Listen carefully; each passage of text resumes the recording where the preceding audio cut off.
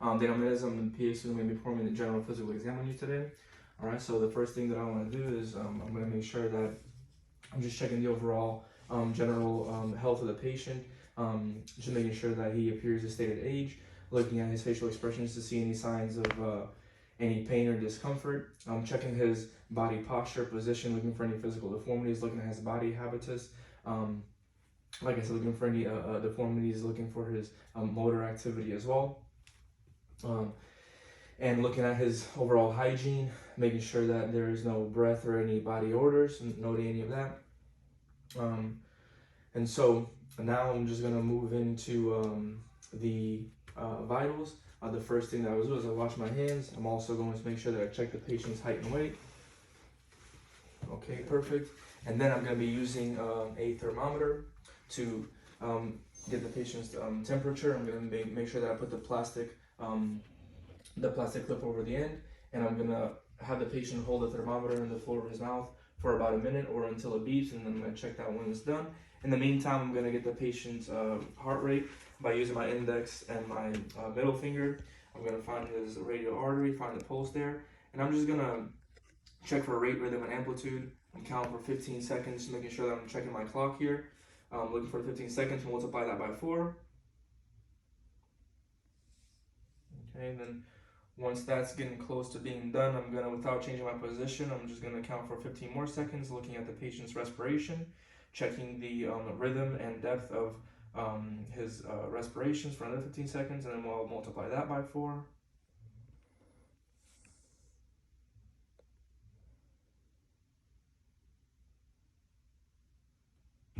Okay, perfect.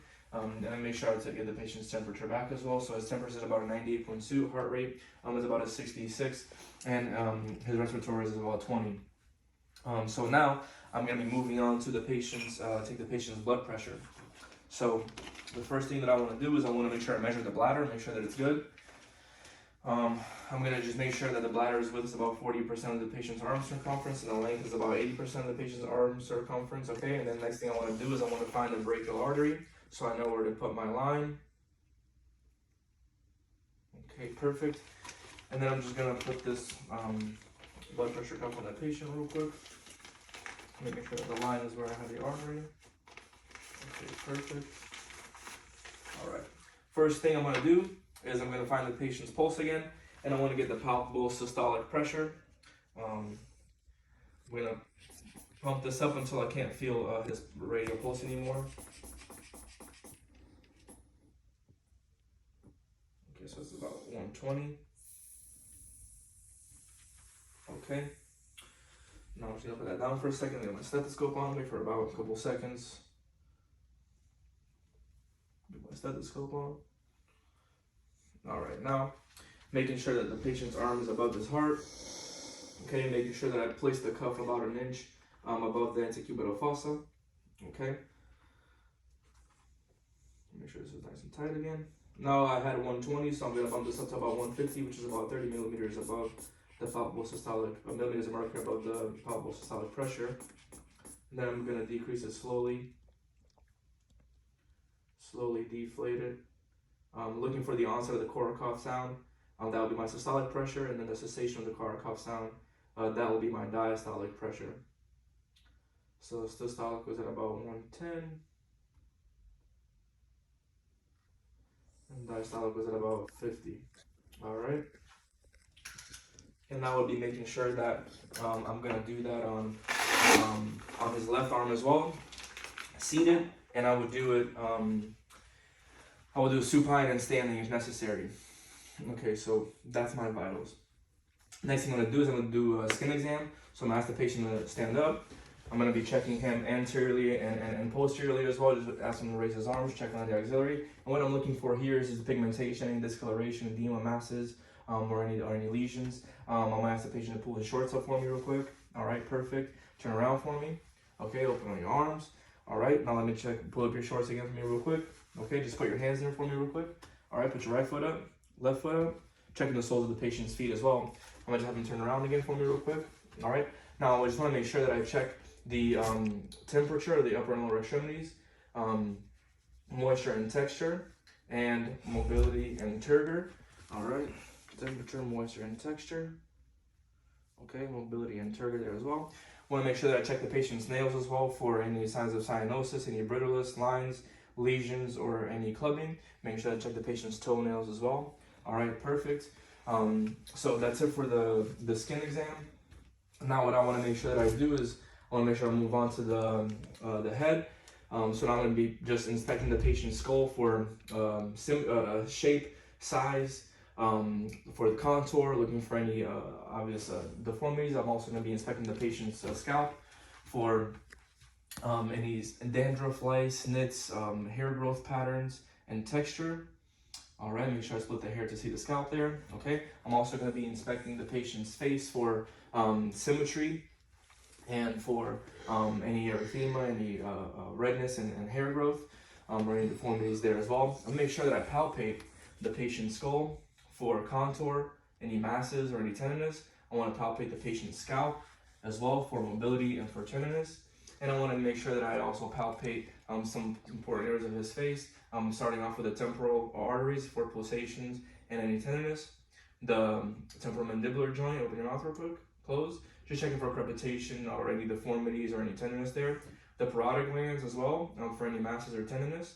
I also want to move up here to the forehead and the supraorbital ridge, the zygomatic arch, and the mandible, checking for any tenderness in those areas as well. Now moving on to the eyes. I want to make sure that I'm looking at the patient's eyebrows, eyelids, and eyelashes, looking for any discolorations, any, any edema, erythema, or lesions.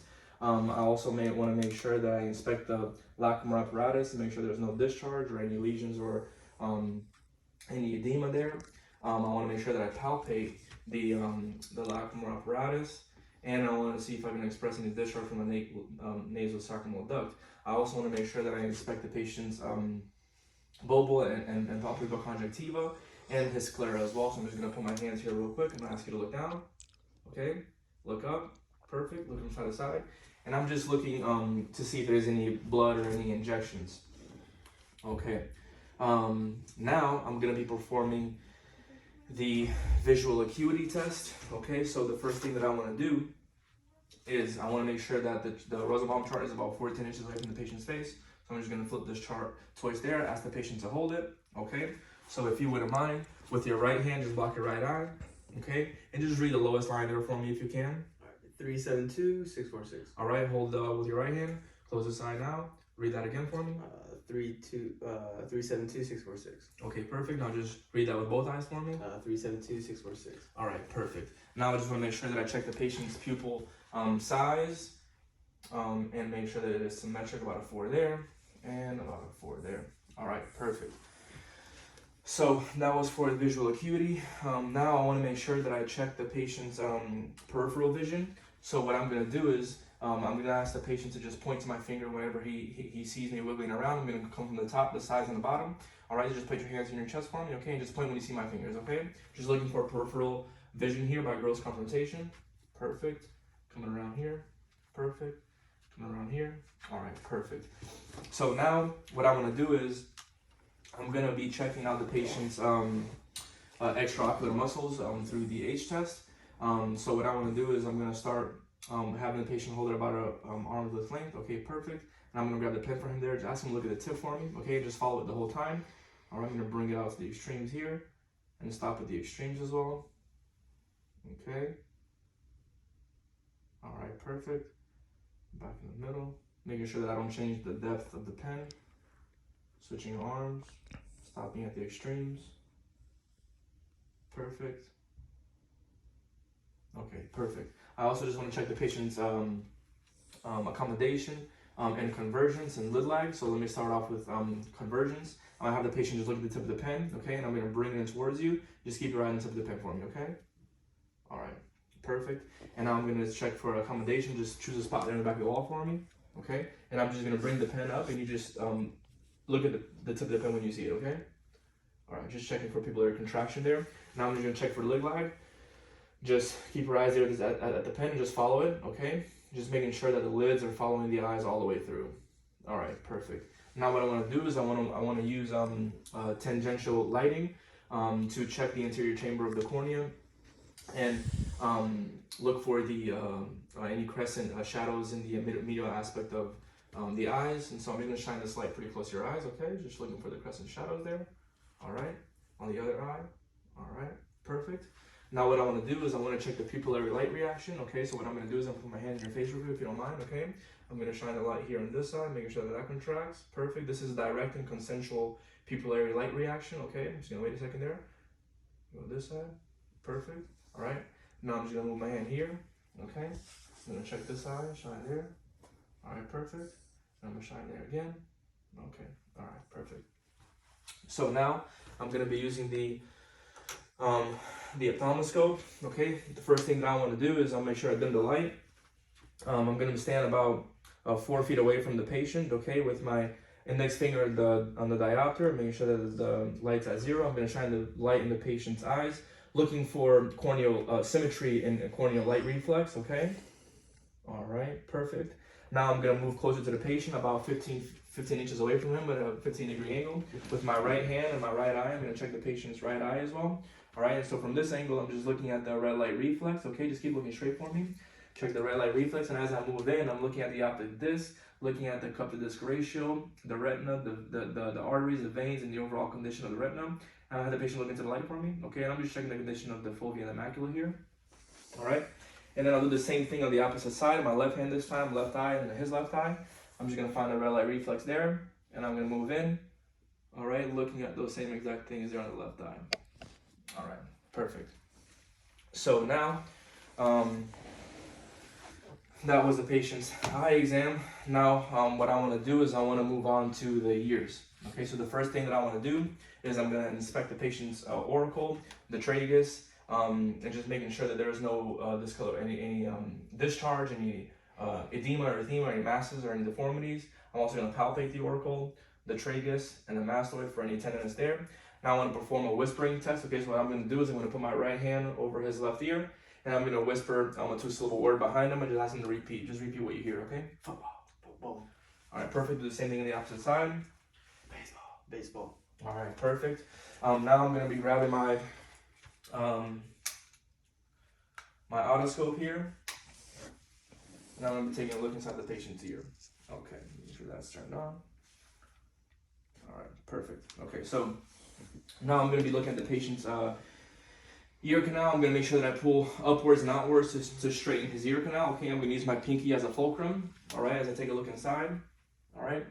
And as I'm looking in here, I'm looking for any signs of any extra cerumen, any inflammation or foreign bodies, looking at the tympanic membrane and making sure that it is a tympanic and a pearly gray, and just looking for some landmarks such as the malleus umbo and the cone of light. Make sure that I do that on the other side as well, upward and outward, and just looking for those same things generally on this side as well. All right, perfect. So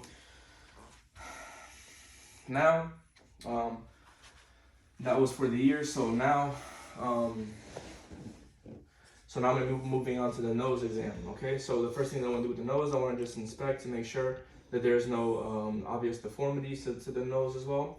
I want to make sure that I palpate the nose here to see if there's any tenderness. Make sure that I get the frontal and the maxillary sinuses. Okay, I want to perform the nasal patency test as well. So I'm going to close one of his nares with my finger, ask him to inhale and exhale. All right, same thing on the other side. Perfect. I'm just going to use the otoscope again, take a look inside his nose. Okay, so what I want to do is I'm just going to ask him to tilt his head back a little bit. Okay, I'm going to pull his nose up a little bit. And I'm going to use my finger as a fulcrum again, just look inside his nose, looking at the nasal mucosa, looking at the turbinates for any polyps, and the nasal septum for any perforation or deviation. Make sure that I do that bilaterally. All right, perfect. Now, that was for the patient's nose.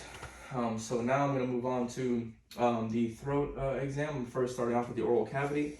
The first thing that I want to do is I want to grab my tongue depressor and my pen light, and I'm just going to be taking a look at the patient's oral cavity now. First, just noticing his nasolabial fold, his lips, I'm just looking inside a little bit deeper here. I want to take a look at the roof of the mouth, the floor of the mouth, the buccal mucosa. I want to take a look at the posterior aspect of the pharynx as well, just looking at the overall condition of his tonsils. I'm going to depress his tongue a little bit and ask the patient to say ah. And I'm just looking at the rise and fall of the palate and the uvula. Okay, I'm also going to ask the patient to stick his tongue out for me. Okay, and making sure that it is midline, looking at color and texture, and using gloves and gauze, I'm going to hold the patient's tongue and I'm going to palpate all the sides of his tongue, and then in the midline of his tongue as well. I'm going to palpate that just to make sure that there's no masses or any abnormalities there. Okay, now moving on with my exam, I'm going to check the patient's neck area here. I'm going to make sure that the trachea is in the midline, looking for any deformities, any thyromegaly, and looking at the jugular venous, if there's any jugular venous distension. I'm also going to move and ask the patient to swallow to make sure that I can inspect his thyroid gland there as well, the isthmus. Now I'm going to move behind the patient, okay, and I'm just going to, with my pinky fingers, find his clavicle here, okay, and then I'm going to place my other fingers around his thyroid here, just locate the lobes, and I'm going to displace his thyroid to the left and palpate the left lobe here and just ask him to swallow for me. Perfect. I'm going to displace the trachea to the right here, check and palpate this lobe and ask him to swallow for me. Perfect. And I'm just going to put my hand here across the midline, find the isthmus, and I'm going to ask him to swallow there for me again. All right, perfect. Now what I'm going to do is I'm going to make sure that I check the patient's lymph nodes. Okay, the first thing that I want to do is I want to start with the preauricular lymph node, and then I'm going to postauricular, okay, occipital, all right, tonsillar, submandibular, submental, okay, and then I want to check the anterior cervical chain, the posterior cervical chain. Okay, and then I'm just going to displace the patient's sternocleidomastoid muscle here as well, and I'm going to check the deep cervical chain on his right side, tilt his head to the left so that his muscle is relaxed, and I'm going to check the deep cervical chain on the left as well. Okay, and then I'm going to check the supraclavicular lymph node as well. Ask the patient to breathe in, and I'm just going to palpate that as well. Okay, perfect. That's it. Thank you.